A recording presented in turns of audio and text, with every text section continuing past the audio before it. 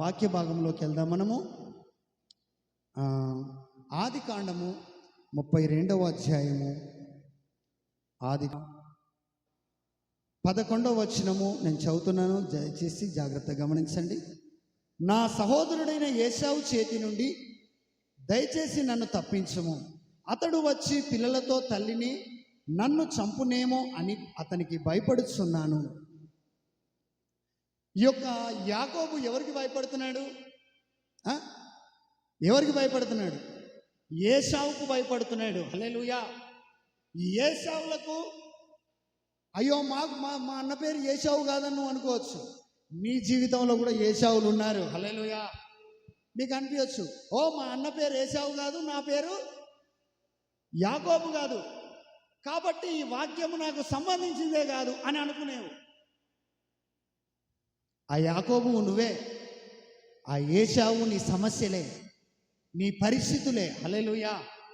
కాబట్టి చాలామంది ఏమోలే, ఏదో ఏశావట యాకోబట వాళ్ళ కోసం చెప్తాడు, నా కోసం ఎందుకు అవుతుంది? ఇది వాళ్ళ కోసం చెప్పుకోవాల్సిన అవసరం లేదు, నీ కోసమే దేవుడు ఆ మాటలు రాపిచ్చినాడు. హల్లెలూయా. ఏదో ఫార్మాలిటీగా బైబిల్ గ్రంథం ఉండాలి, దేవుడు ఉన్నాడు అనడానికి కోసం రాయించలే. ఇది నీకు నాకు నేటి ప్రపంచానికి ఇది ఏమై ఉన్నది? అవసరమై ఉన్నది. కాబట్టే దేవుడు అద్భుత రీతిగా రాయించినాడు. హల్లెలూయా. అంత ప్రయాసంతో కూడా రాయించినాడు. ఇంకొక మాట చెప్తా, అవసరం లేని మాటలు ఏది కూడా దేవుడు పరిశుద్ధ గ్రంథములో లిఖించలేదు. నీవైనా అవసరం లేని వస్తువులు ఇంట్లోకి తెచ్చుకుంటావేమో. కొన్ని సందర్భాలలో కొందరైతే ఏం చేస్తారు, అవసరం లేని వాటిని ఇంట్లో ఉంచుతారా లేకుండా తీసేస్తారు. కొందరు ఉంచుకుంటారు అనుకో, చాలామంది ఇది ఎందుకురా మనకు బరువు అని చెప్పేసి పక్కన పడేస్తారు. దీనికి ఇంత ప్లేస్ పోతుంది, దీంతో మనకి ఏమైనా అవసరం ఉందా? లేదు, పక్కన పడేస్తారు. అయితే దేవుడు మాత్రము ప్రతి మాట అవసరం నిమిత్తమే, అంటే మన జీవితాలను ప్రతి మాట కూడా బలపరిచేది, బాగు చేసేది, హెచ్చరించేది, సరైన త్రోవలో నడిపించేది, నీ మనోనేత్రములను తెరిపించేది. కాబట్టి అందుకనే అద్భుత రీతిగా దేవుడు రాయించి ఉన్నాడు. హల్లెలూయా. కాబట్టి మనం రాయించిన ఈ మాటలను ఏం చేయాలి? చాలా జాగ్రత్తగా గమనించాలి. హల్లెలూయా. అయితే ఏశావుకు ఎవరు భయపడుతున్నారు? యాకోబు భయపడుతున్నాడు. హల్లెలూయా. ఈ భయం ఎందుకు బట్టి వస్తుందని చెప్పినాను. దేవుని వాగ్దానం గుర్తు లేకపోయినా, దేవుడు నీ పట్ల చేసిన కార్యాలు నీకు గుర్తు లేకపోయినా, దేవుడు నిన్ను రక్షించిన విధానము, నిన్ను బ్రతికించిన విధానము, నిన్ను బాగు చేసిన విధానము నీకు గుర్తు లేకపోతే నీకేమైపోతూ ఉంటుంది? ఈ ఏశావు లాంటి సమస్యలు నీ ఎదుటికి వచ్చినప్పుడు నువ్వు వాటికి భయపడే పరిస్థితులు ఉంటాయి. హల్లెలూయా. అందుకనే ఇజ్రాయేలీయులు 10 రకాల అద్భుతాలు ఎక్కడ చేసినాడు దేవుడు? ఫరో దగ్గర, ఐగుప్తులో ఉన్నప్పుడు చేసినాడు.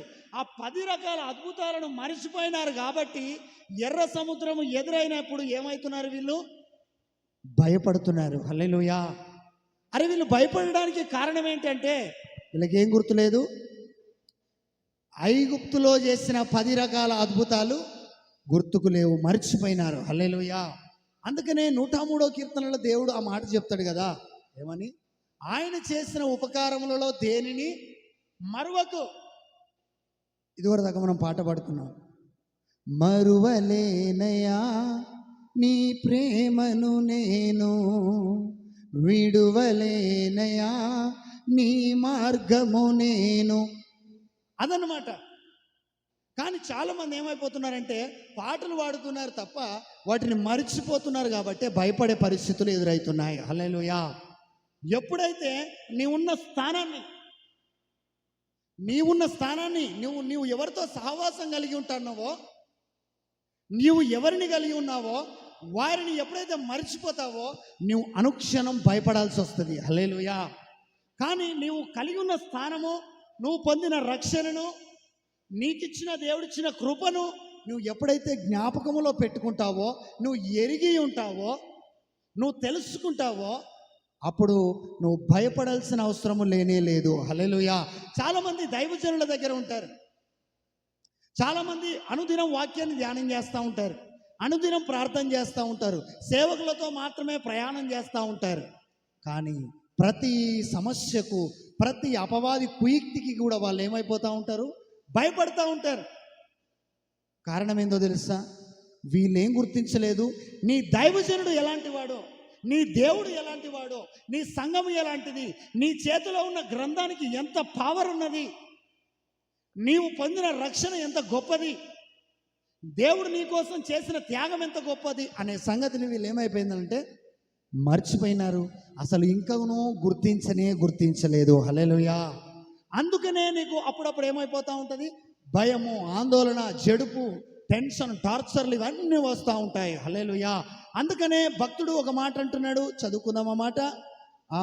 మొదటి యోహాన్ రాసిన పత్రిక 4వ అధ్యాయము 4వ వచనంలో ఒక మాట చెప్తాడు.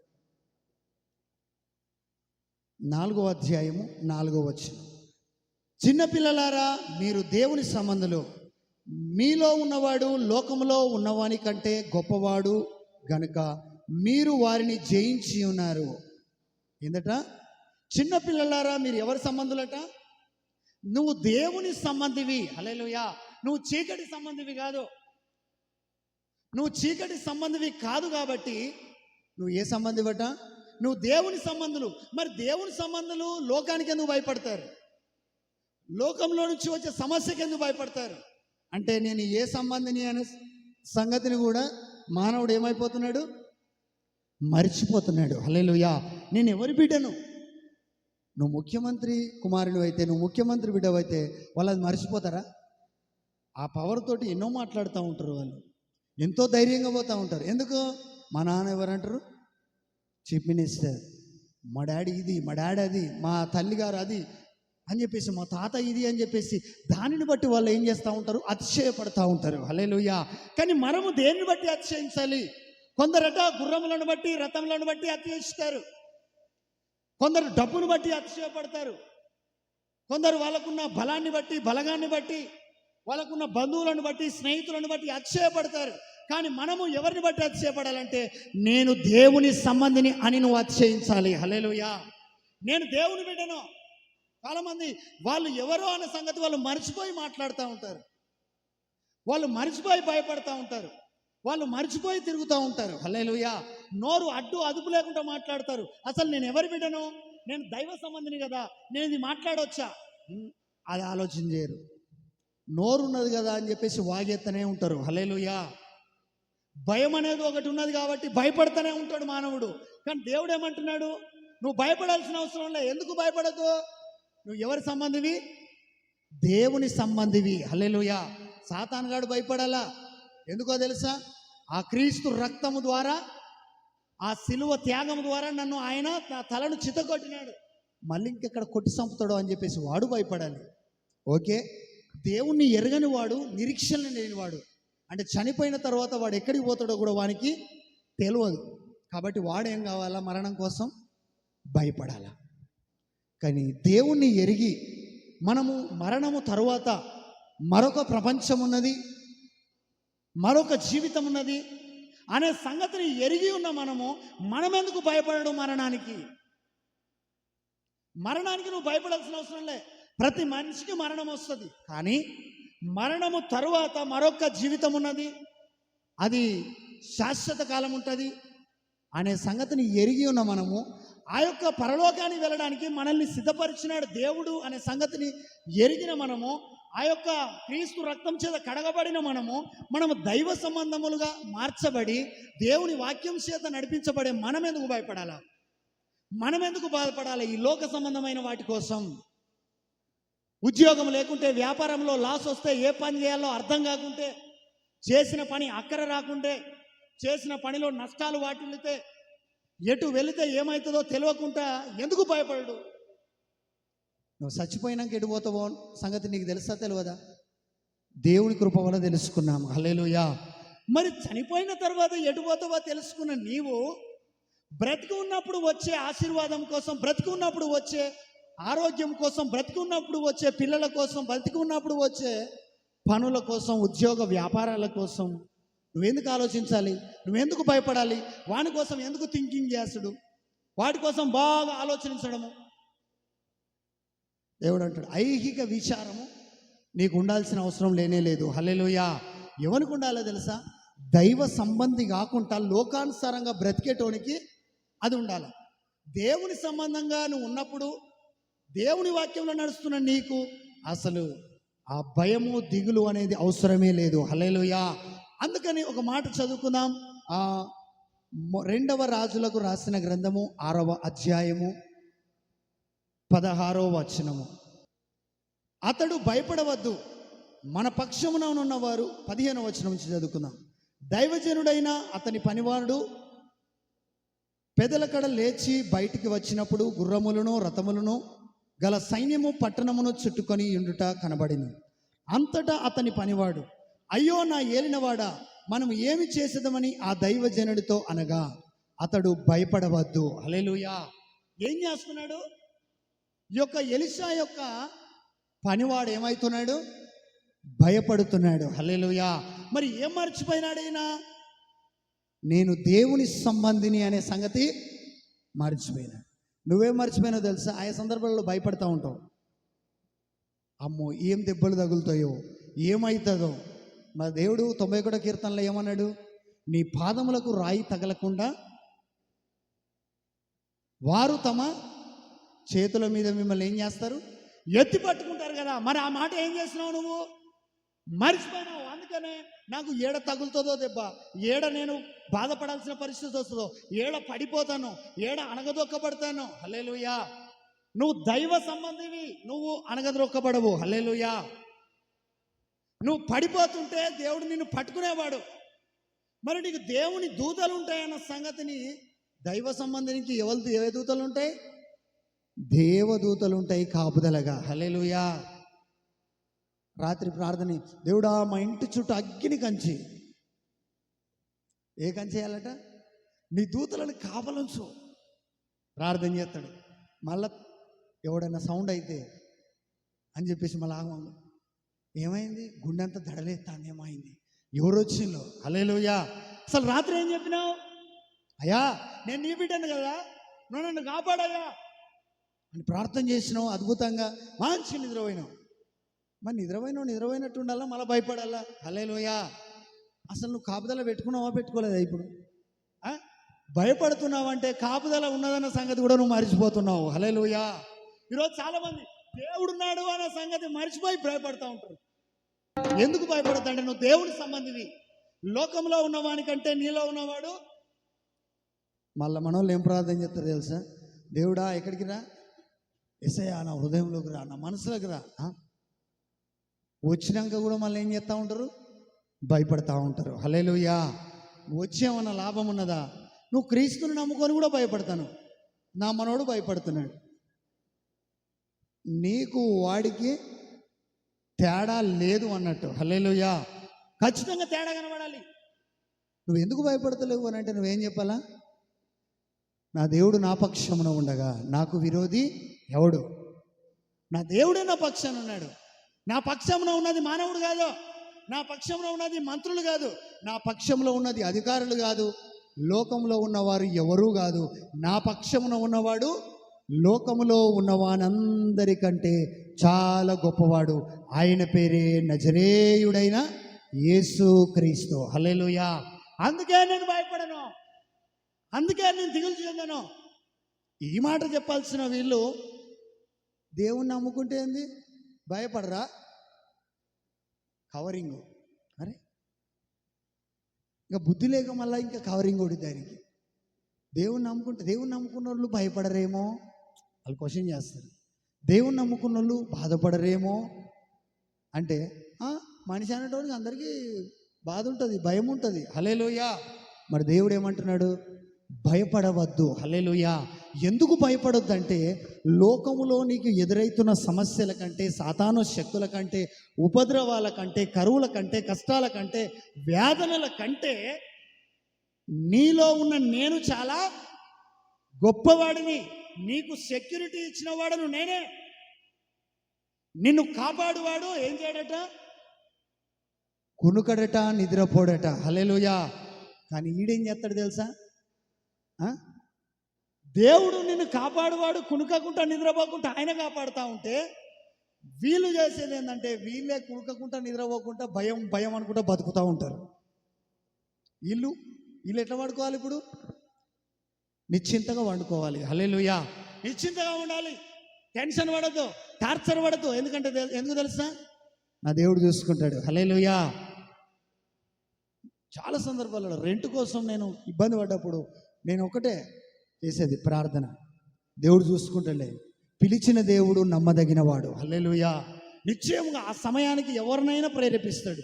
ఏదో రీతిగా నీ అవసరతలను దేవుడు తీరుస్తాడు, నీ అక్కరలను తీరుస్తాడు కదా. నువ్వెందుకు భయపడుతున్నావు? కరోనా టైంలో చాలామంది చనిపోయినారు. ఎట్లా చనిపోయినారు? దేనికి చనిపోయినామా? రోగానికి చనిపోయిన వాళ్ళు కొంతమంది అయితే భయానికి చనిపోయిన వాళ్ళు చాలామంది. నాకు తెలిసిన ఒక మనిషి కరోనా పాజిటివ్ రానంత కాలం, అంటే చెకప్ చేసుకున్నంత కాలం ఏమో చాలా ధైర్యంగా ఉన్నాడు, చాలా అద్భుతంగా మాట్లాడాడు. చెకప్ చేసుకోనంత కాలం ఆయన డ్యూటీ చేస్తాడు, ఎంప్లాయ్ కాబట్టి ఆ మేనేజర్ వాళ్ళు, ఆ పై అధికారులు ఏం చెప్పిందంటే, ఎంప్లాయీస్ ఎవరైతే ఉంటారో వాళ్ళు ఖచ్చితంగా టెస్ట్ చేసుకోవాలి. నెగిటివ్ వచ్చిన రిపోర్ట్ తోటి వచ్చిన వాళ్ళకే డ్యూటీ చేసుకునే అవకాశం ఉంటుంది. ఒకవేళ నీ పాజిటివ్ ఉంటే నువ్వు క్వారంటైన్లో ఉండి నువ్వు చికిత్స తీసుకొని నువ్వు స్వస్థపడ్డ తర్వాత నువ్వు మరలా నెగిటివ్ రిపోర్ట్ తోటి నువ్వు వచ్చి చేరాలి. ఇది రూల్. అన్ని ఉద్యోగ సంస్థలలో ఇదే ఒక రూల్ను ఇంప్లిమెంట్ చేస్తున్నారు. అయితే ఈయన ఏం చేస్తున్నాడంటే, ఈయన కూడా తెచ్చుకున్నాడు. ఎందుకంటే డ్యూటీ చేయాలి కాబట్టి ప్రతి ఒక్కరు చూయించుకుంటే ఈయనకేమొచ్చింది? పాజిటివ్ వచ్చింది. నెగిటివ్ వచ్చినప్పుడు నాతో చాలా చక్కగా మాట్లాడిండు. అసలు చూయించుకోనప్పుడు చాలా చక్కగా మాట్లాడిండు, చాలా ధైర్యంగా మాట్లాడినాడు. ఎప్పుడైతే పాజిటివ్ అని వచ్చిందో మాట దగ్గర పడిపోయింది. Tension, torture. నాకు తెలిసి నేను అనుకుంటా అసలు అది చూయించుకోకుండా అట్లనే ఉన్నా కూడా బతుకు కావచ్చు అనిపిస్తుంది. ఆ టెన్షన్కు, టార్చర్కే వితిన్ 15 days బిలో చనిపోయాడు. ఇక హాస్పిటల్లో జాయిన్ అయిపోయాడు. ఆగమాగం. మరి అంతకుముందు లేదా? అంతకుముందు కరోనా లేదా ఆయన? మరి అప్పుడేందుకు గట్టిగా మాట్లాడిండు? ఏం చేయలేదు, భయపడలేదు. హల్లెలూయా. నాకు దేవుడు ఉన్నాడు, ఏం కాదు అన్న ఫీల్తో ఉన్నాడు. ఎప్పుడైతే నీకు వచ్చిందిరా అనగానే బయటపడడం ప్రారంభించాడు. తద్వారా తన జీవితాన్ని ఇక్కడ వదులుకోవాల్సి వచ్చింది. హల్లెలూయా. మధ్యాంతరంగానే వదులుకోవాల్సి వచ్చింది. కారణం ఏంటో తెలుసా? భయం మాత్రమే. హల్లెలూయా. రోగం కాదు.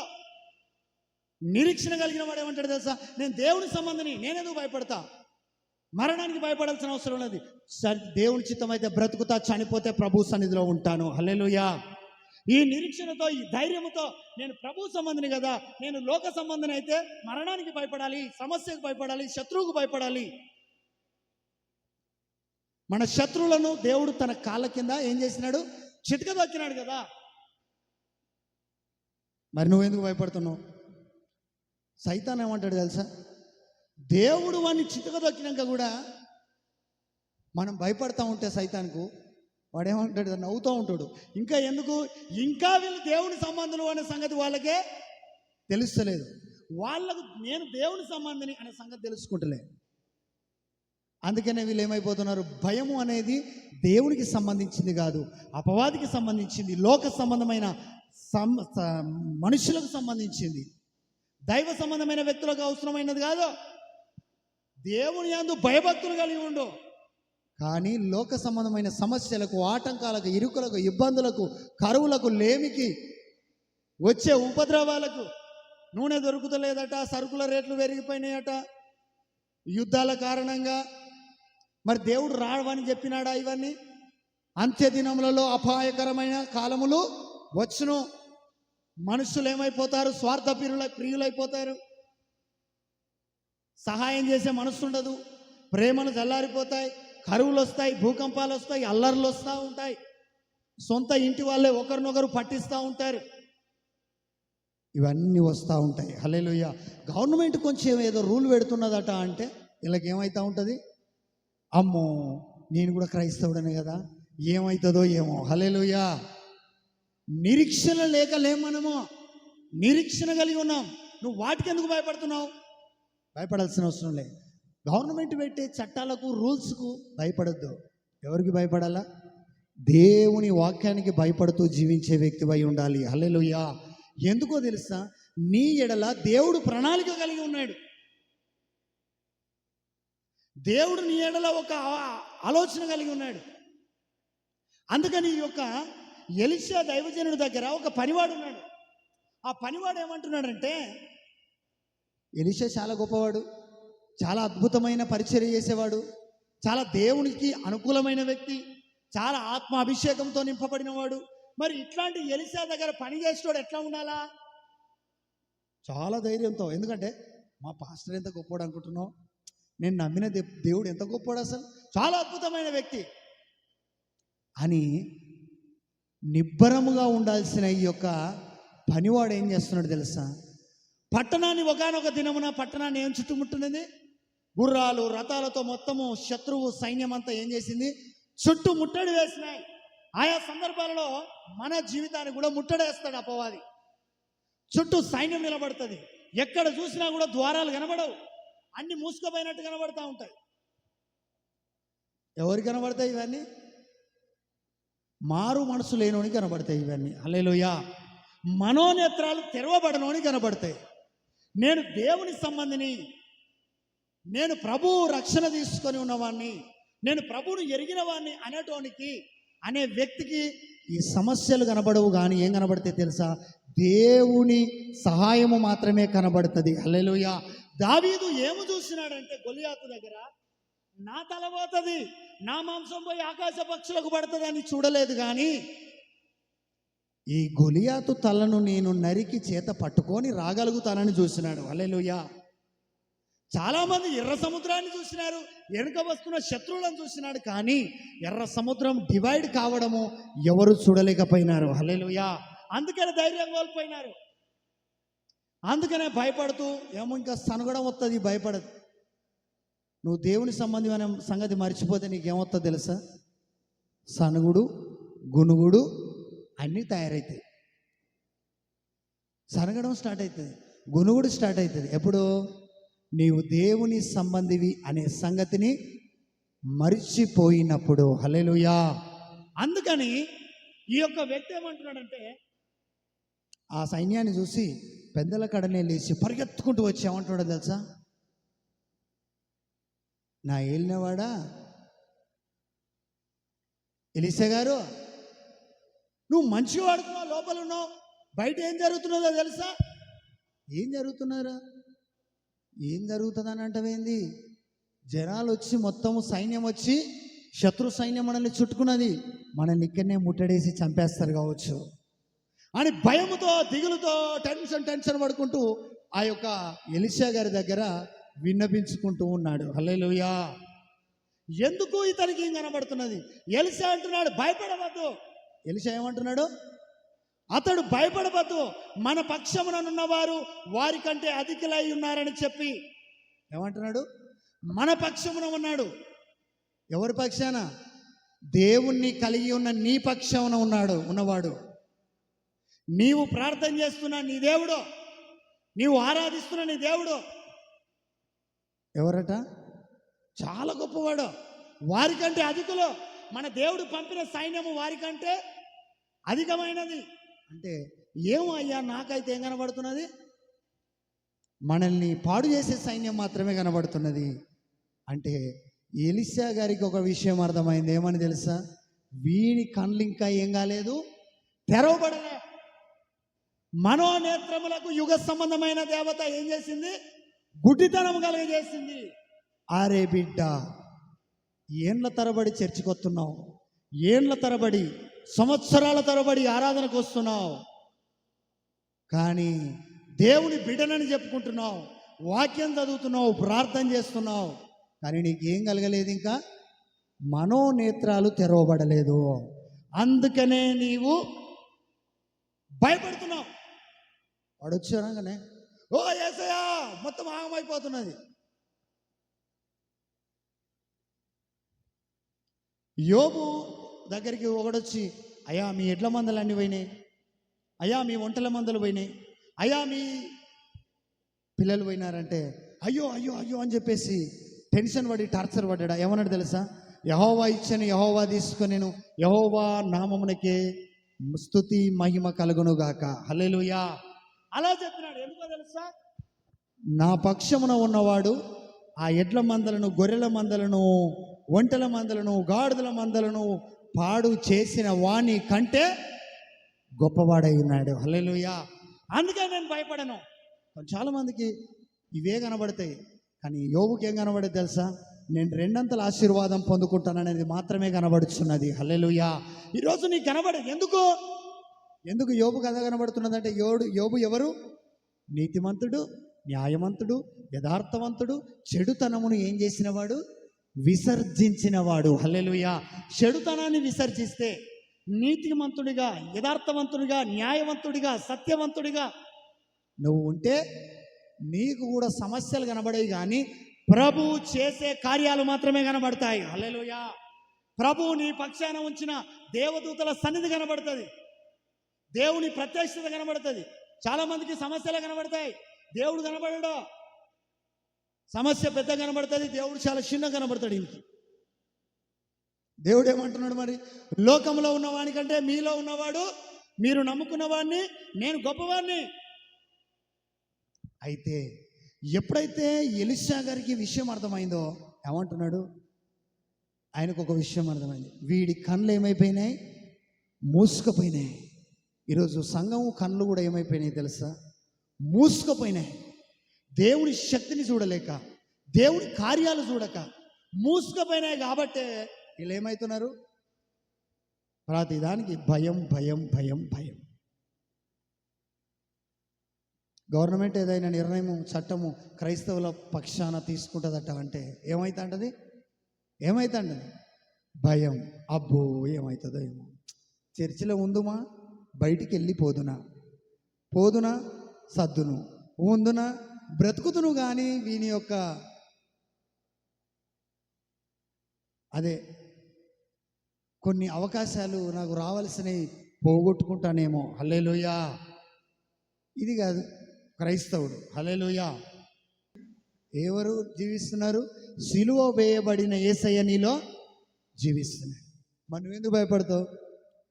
అసలు నిజంగా యేసయ్య నీలో ఉన్నాడు అనే సంగతిని నువ్వు గుర్తిస్తే, నువ్వు యేసుతో ఉన్నావు అన్న సంగతిని నువ్వు గుర్తిస్తే, యేసుకు నేను సొంతమైతిని, నాకు యేసు సొంతమాయను.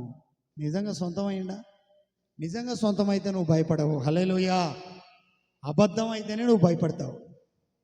రియల్లీ ఎవరితోటి ఉంటున్నాడు ఈ మనిషి? ఎలీషాతోటే ఉంటున్నాడా లేదా? ఎలీషా ఎంత గొప్పవాడు! ఒక మాట నోటితోటి చెప్తే అలాగే జరుగుతుంది. అంత బలమైన వ్యక్తి. ఎందుకో తెలుసా? ఏలియా గారి దగ్గర నుంచి ఎన్ని ఆత్మలు వచ్చినాయి? ఎన్ని అంతలు వచ్చింది? 2 పాళ్ళ ఆత్మను పొందుకున్నవాడు. హల్లెలూయా. అంత బలమైన వ్యక్తి దగ్గర ఉండి ఈరోజు నీవు 2 పాళ్ళ ఆత్మ కాదు, అనంత ఆత్మశక్తి కలిగిన యేసయ్య దగ్గర నువ్వు ఉంటున్నావు. హల్లెలూయా. 2 పాళ్ళ ఆత్మ కాదు, 7 పాళ్ళ ఆత్మ కాదు, సర్వ సృష్టిని సృష్టించిన సృష్టికర్తే నీ దగ్గర ఉంటున్నాడు. సృష్టికర్తనే నువ్వు ఆరాధిస్తున్నావు. మరి నీకెందుకు భయం? హల్లెలూయా. నీకెందుకు భయం? అయితే ఎందుకు భయం తెలుసా? అయ్యా నాకు భయం అవుతుంది ఎందుకో, ఊకూకే గుండెలల్లో దడలేస్తున్నది. ఏదన్నా ఒక విషయం చెప్పగానే ఏం లేస్తుందమ్మా? ఓ నాకు దడలేసింది. లేస్తుంది నీకు. నీ దగ్గర యేసయ్య లేడు కాబట్టి, నీకు మారు మనసు రాలేదు కాబట్టి, నీ మనోనేత్రాలు తెరవబడలేదు కాబట్టి, ఏదన్నా చిన్నది నీది ఎవడన్నా ఎత్తుకొని పోతే ఏం లేస్తా అంటది? గుండెలో దడ దడ దడ దడ. అది ఆపదామన్నా ఆగదు, నార్మల్కి రాదు.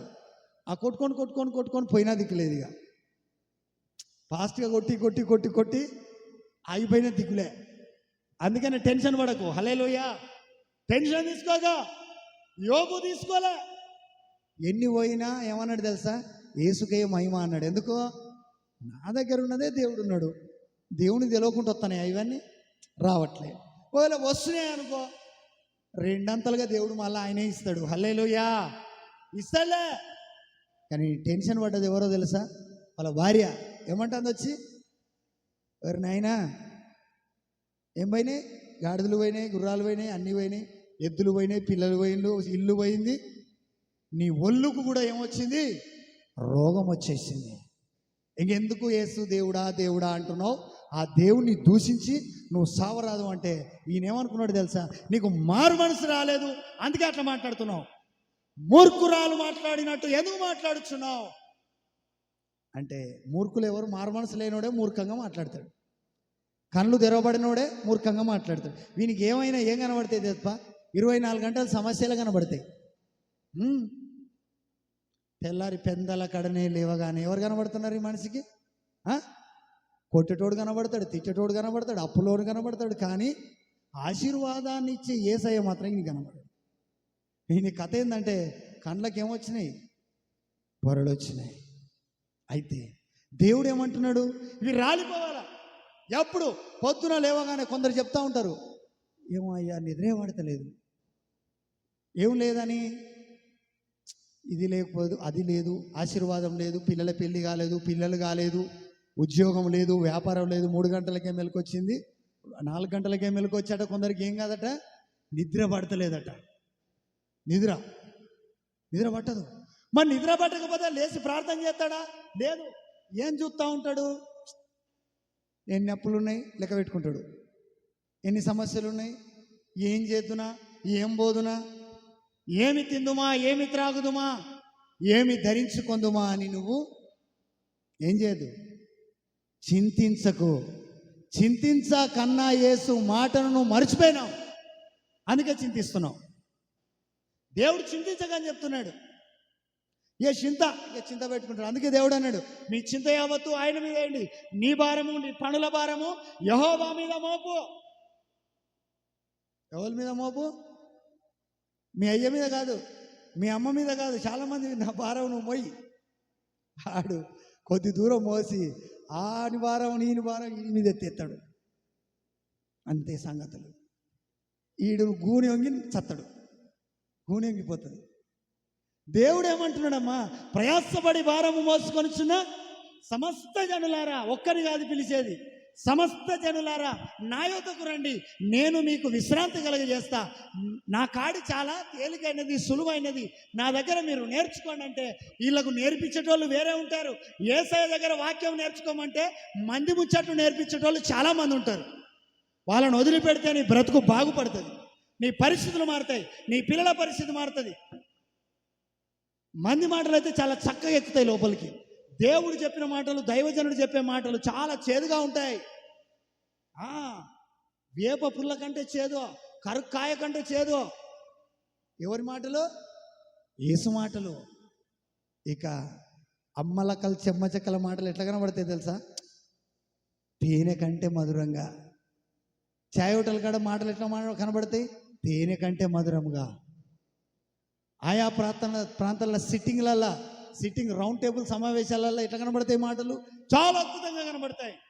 ఇక భయం కాకపోతే ఏమవుతుంది? నీకు దేవునితో గడిపేది లేదు, నువ్వు వాళ్ళతోటి గడిపేదే ఉన్నది.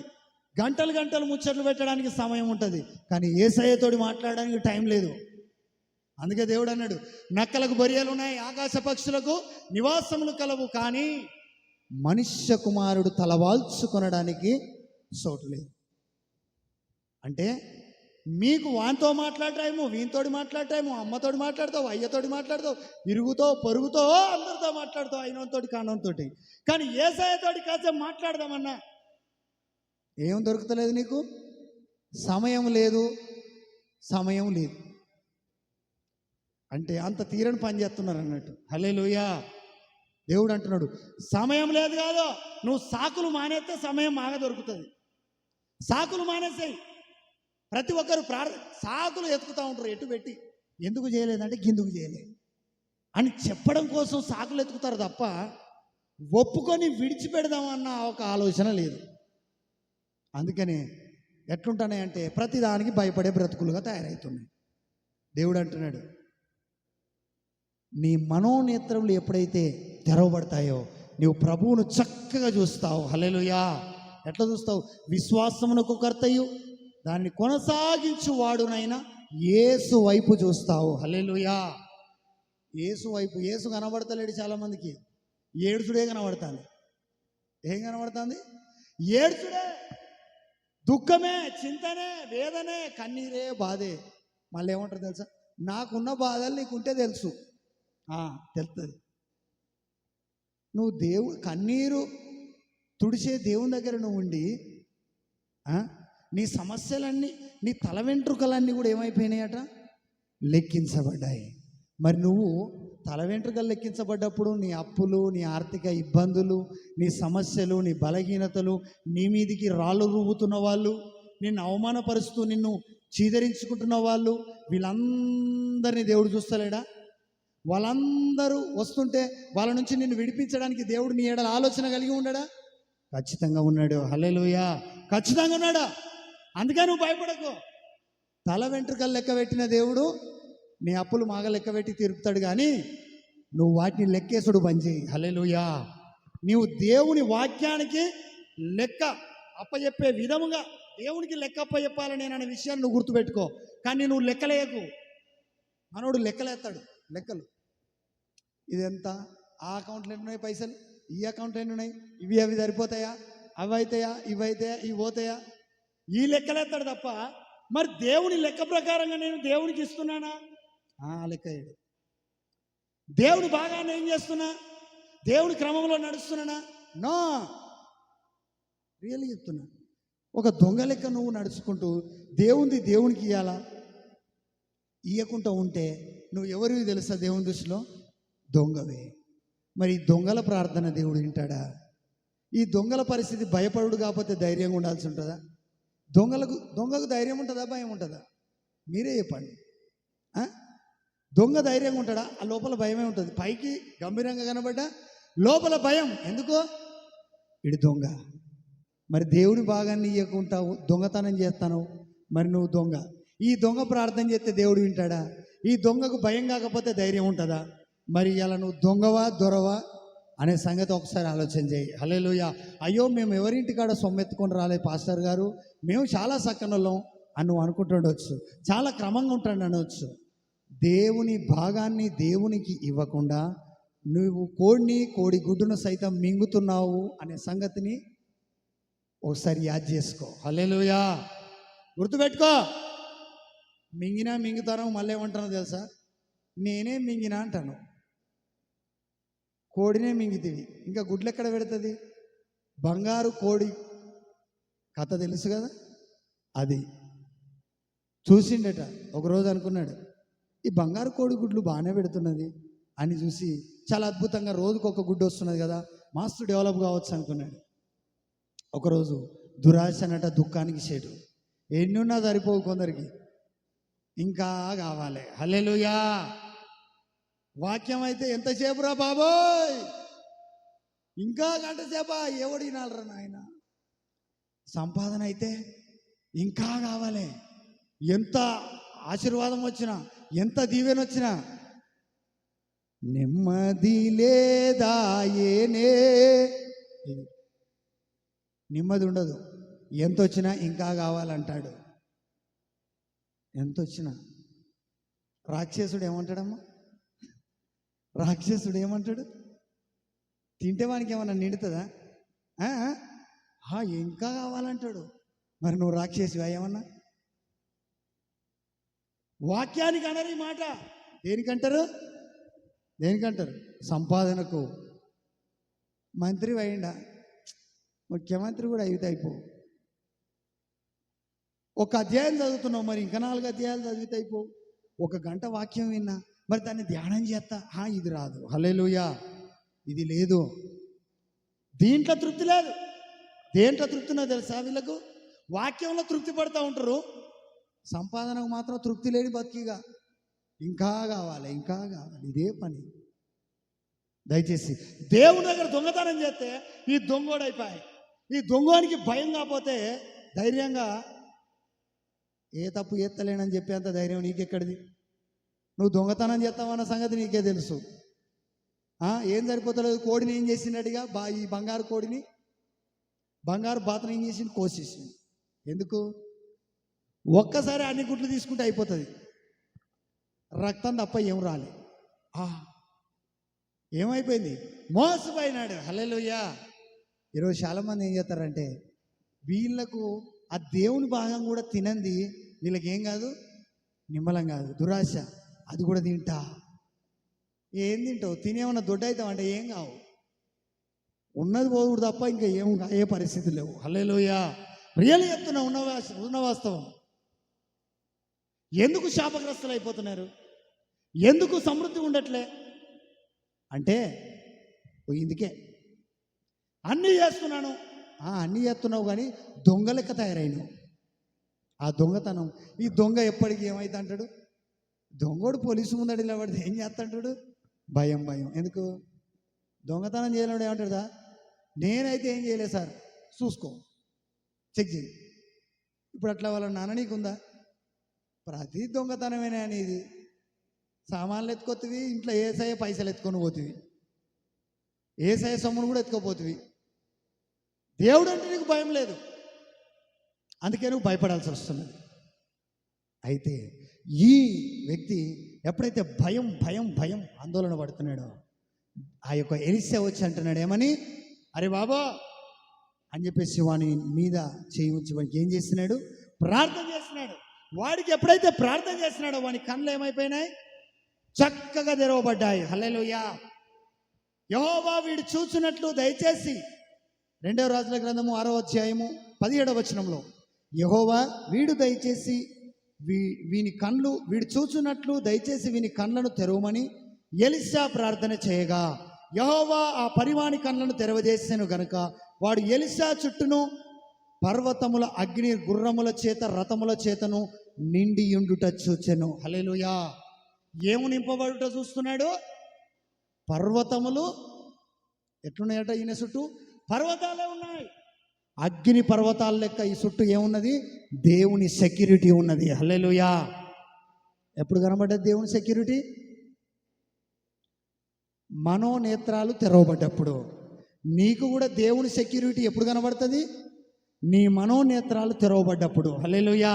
నీకు మారు మనసు వచ్చినప్పుడు. మారు మనసు అమ్మా, పాత మనసు కాదు, మారు మారు కొత్తది, నూతన మనస్సు. హల్లెలూయా. ఏ మనసు పుట్టాలా? నూతన మనస్సు పుట్టాలి. యోహాను సువార్త 3వ అధ్యాయం 3వ వచనంలో ఉంటుంది. ఒక నికోదేము వచ్చేమంటాడో తెలుసా? ఒకడు కొత్తగా జన్మిస్తేనే తప్ప వాడు పరలోకాన్ని చూడలేడు. కొత్తగా జన్మిస్తేనే చూడగలుగుతాడంటే, అయ్యా మరి తల్లి గర్భంలోకి పోయి మరలా నేను పుట్టాలా? నో. క్రీస్తు రక్తంలో నువ్వు కడగబడాలి. హల్లెలూయా. నీ మనోనేత్రములు తెరవబడాలి. నీ మనస్సాక్షిలో ఉన్న చెడు ఆలోచన విధానం కొట్టివేయబడాలి.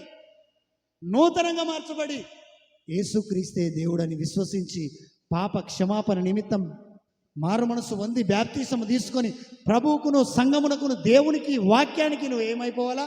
అంటుకట్టబడి ప్రభు రాకడ వరకు నమ్మకస్తుగా జీవిస్తే పరలోక రాజ్యాన్ని పొందుకుంటావు. ఇది మారు మనస్సు. హల్లెలూయా. ఇది నూతన. వాడు భయపడడుగా. ఏమంటాడు తెలుసా? నిన్ను చంపెత్తా అంటే ఏమంటాడు? చచ్చిపోతే యేసయ్య దగ్గరికి పోతా, బ్రతికితే క్రీస్తు కోసం సువార్త ప్రకటిస్తా. హల్లెలూయా. బ్రతుకుట నీ కోసమే, మరణం అయితే నాకిక మేలు. కానీ చాలామంది ఏమంటారు తెలుసా? బ్రతికితే మేలు, చస్తే నష్టం. హల్లెలూయా. ఎందుకో తెలుసా? వీనికి మారు మనసు రావలే కాబట్టి, వీడు చచ్చిపోతే ఎట్లయినా వీనికి నరకం వస్తుంది కాబట్టి నష్టమే. బ్రతికుంటే వీనికి మేలు ఎందుకో తెలుసా? వీని ఇష్టానుసారంగా తిరగవచ్చు కాబట్టి మేలు. మారు మనసు పొందినోడు ఏం పాట పాడతాడు తెలుసా? బ్రతుకుట నీ కోసమే, మరణమైతే నాకిక మేలు. ఏంటంట? బ్రతుకుట నీ కోసమే. బ్రతుకుతే నీ కోసం బ్రతుకుతా. మరణమైందనుకో నాకు ఇక మేలే. ఎందుకో తెలుసా? అబ్బా ఈ లోకంలో ఉన్న టార్చర్ పోయిందిరా బాబు, మేలు అనగా దేవుని సన్నిధికి పోతా కాబట్టి నాకు మేలే జరుగుతుంది. ఎవడు మాట్లాడతాడు ఈ మాట? మారు మనసు పొందినోనికి ఈ పాట వస్తుంది. మారు మనసు పొందిన వాళ్ళకి ఏం పాట వస్తుంది తెలుసా? బ్రతుకుట నీ కోసం కాదు, బ్రతుకుట నా కోసమే, మరణం అయితే నాకు నష్టం కదా. ఎందుకంటే వీడు బ్రతికేది లోకం కోసం, వీని కోసం బ్రతుకుతున్నాడు. ఎవరి కోసం బ్రతుకుతున్నాడు?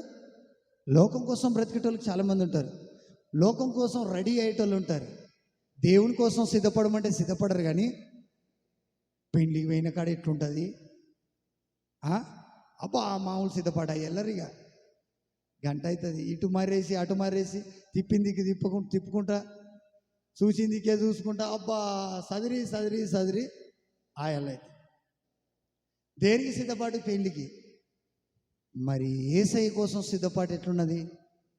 నిమ్మలాగా పోతామా అయితే ఈ చర్చికి? ఎట్లనట వెళ్ళే పోతామే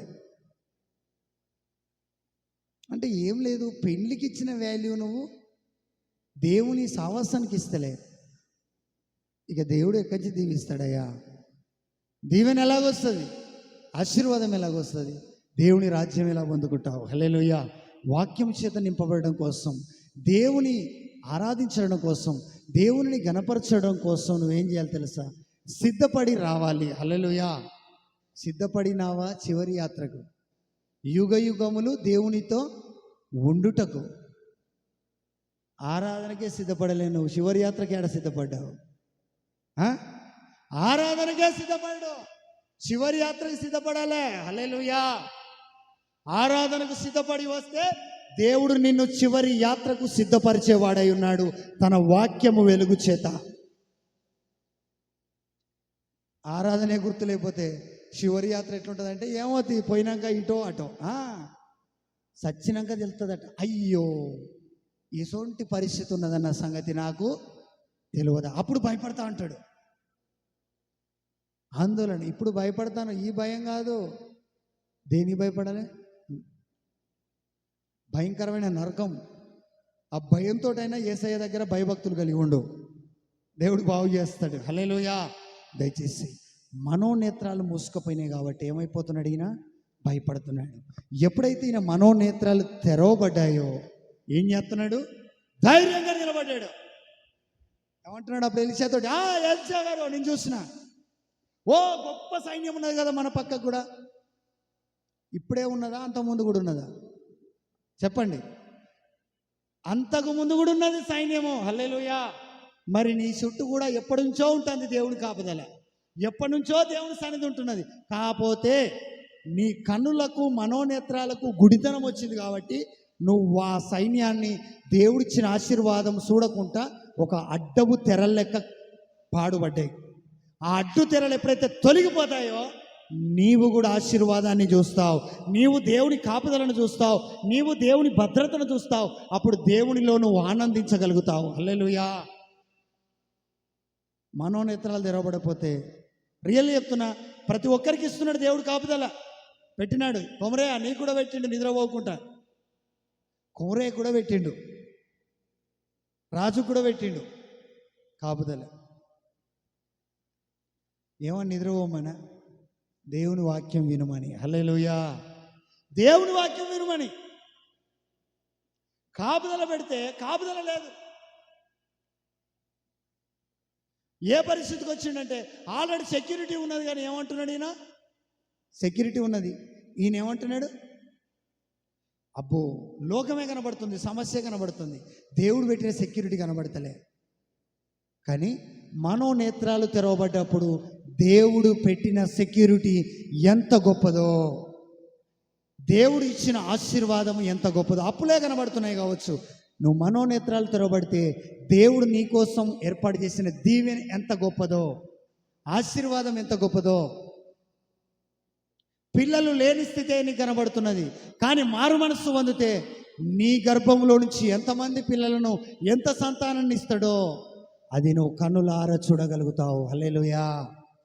ఎందుకు చూస్తలేవు అంటే కారణం ఏంది? నీ మనోనేత్రాలు తెరవబడలే కాబట్టి నీకు లేని స్థితే కనబడుతున్నది, కరువే కనబడుతున్నది, బలహీనతలే కనబడుతున్నాయి, అనారోగ్యాలే కనబడుతున్నాయి, సమస్యలే కనబడుతున్నాయి, శత్రువులే కనబడుతున్నారు, దేవుడు కనబడతలే. ఎప్పుడైతే నీ మనోనేత్రాలు తెరవబడతాయో అప్పుడు కనబడుతుంది ఆశీర్వాదం, అప్పుడు కనబడుతుంది దీవెన, అప్పుడు కనబడుతుంది సమృద్ధి. ఎలీషా పనివానికి అప్పుడే కనబడ్డది, అదొరదాకా కనబడలే. ఈరోజు నీకు కనబడతలేదు అని అంటే నీకేం రాలేదు? ఇంకా మారు మనస్సు రాలే. నీ కళ్ళకు ఏమొచ్చినాయి? పొరలు వచ్చినాయి. నీ మనస్సుకు ఒక పొర వచ్చేసింది. నీ హృదయము బహుకొర వ్యాధి కలిగి ఉన్నది. ఈరోజు క్రీస్తు రక్తములో కనుక నువ్వు శుద్ధి చేయబడి నువ్వు ప్రభు కోసం నిలబడితే నీ పొరలు రాలిపోయి నిశ్చయముగా ప్రభు కోసం నిన్ను సిద్ధపరుస్తున్నాడు దేవుడు. హల్లెలూయా. కాబట్టి సిద్ధపడదాం, నిశ్చయముగా ఎలీషా పనివాడు ఎలాగైతే గొప్ప సైన్యాన్ని చూసినాడో, ఈరోజు నీవు నేను క్రీస్తు యేసు ద్వారా ధైర్యం పొందుకొని మన యొక్క పొరలు రాల్చబడి ప్రభువును చూసే కృప కలుగును గాక.